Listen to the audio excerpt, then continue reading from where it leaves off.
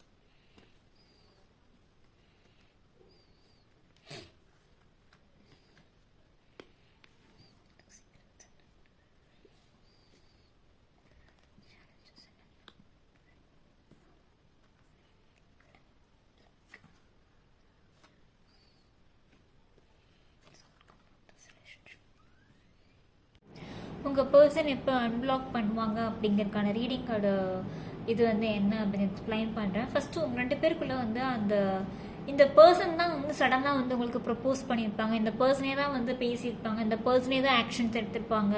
வீட்டில் கூட பேசியிருப்பாங்க. வெளியில் கூட்டிகிட்டு போகிறது எல்லா ஆக்ஷன்ஸுமே அவங்களே எல்லா ஃபஸ்ட் ஸ்டெப்புமே அவங்க தான் எடுத்திருப்பாங்க இந்த ரிலேஷன்ஷிப்பில். அண்ட் மோரோவர் பார்த்தீங்கன்னா இந்த ரிலேஷன்ஷிப்பை வந்து பேலன்ஸாக கொண்டு போகிறதுக்கு நிறையா முயற்சியும் பண்ணியிருப்பாங்க பாஸ்ட்டில். பட் சம்வேர் என்ன அப்படின்னா வந்துட்டு இப்போ என்னவா இருக்குது அப்படின்னு கேட்டிங்கன்னா வந்துட்டு உங்ககிட்ட வந்து பேசணும்னு நினைக்கிறாங்க, பேசுவாங்க. பட் கொஞ்சம் வெயிட் பண்ணுங்கள், பேசுறது வரைக்கும் வெயிட் பண்ணுங்கள். ஏன்னு சொல்கிறேன்னா உங்கள் பர்சனே வந்து பேசுவாங்க. ஆனால் சம்வேர் வந்து உங்கள் தாட்ஸும் அவங்க தாட்ஸும் வந்து ஒரு ஒத்து போகலையோ நான் நினைக்கிறேன். நீங்கள் ஒன்று திங்க் பண்ணுறீங்க, நீங்கள் ஒரு எமோஷன்ஸ் கோ த்ரூ பண்ணுறீங்க. அவங்க ஒன்று திங்க் பண்ணுறாங்க, அவங்க ஒரு எமோஷன்ஸ் கோ த்ரூ பண்ணுறாங்க. ஸோ ரெண்டு பேரும் என்ன பண்ணுறீங்கன்னா மியூச்சுவலாக ஒருத்தருக்கு ஒருத்தர் புரிஞ்சுக்க ட்ரை பண்ணவே இல்லைன்னு நான் நினைக்கிறேன்.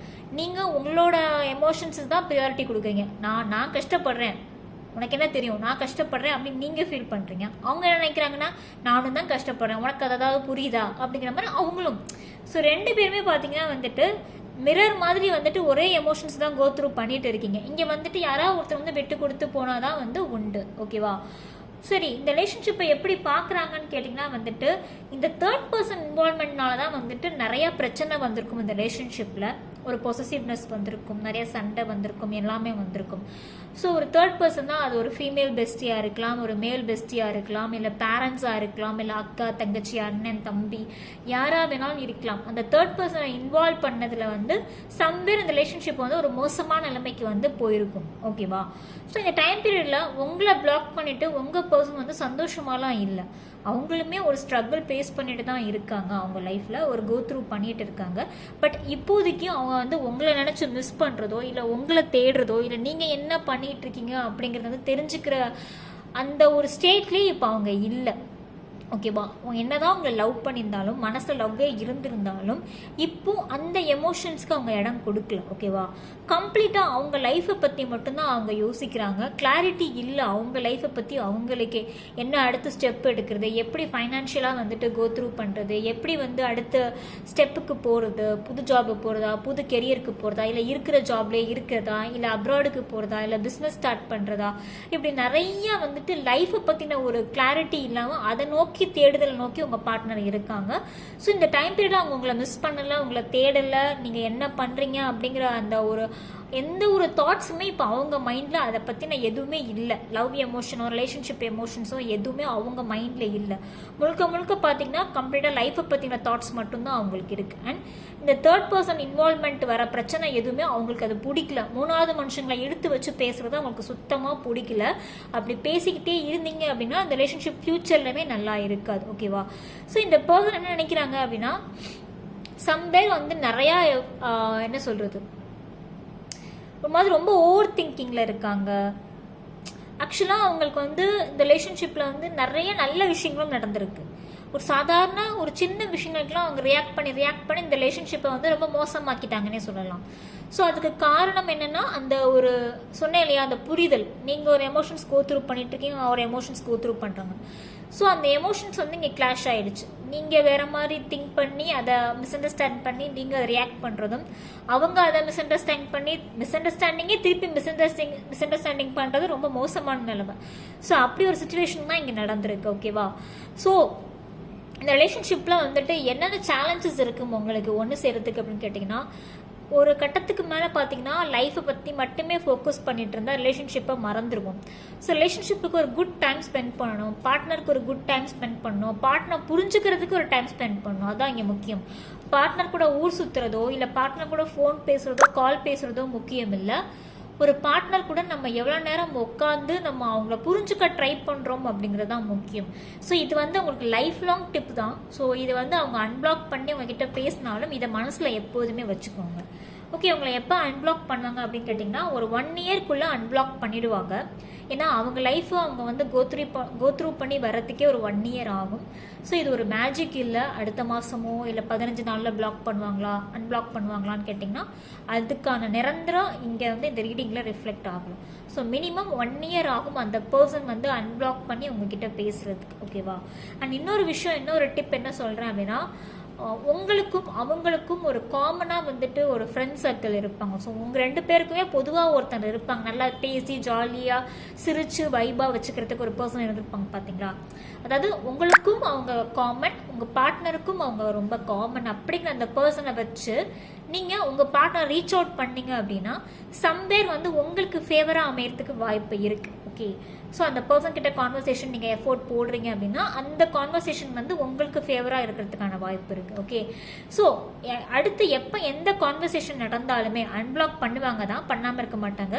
பண்ணதுக்கப்புறம் அந்த அடுத்த கான்வர்சேஷன் வருது இல்லையா, அந்த கான்வர்சேஷனில் வந்து ஃபஸ்ட்டு வந்து நீங்கள் ரிஃப்ளெக்ட் பண்ணுறது வந்துட்டு பாஸ்ட் பேக்கேஜஸை ரிஃப்ளெக்ட் பண்ணாதீங்க.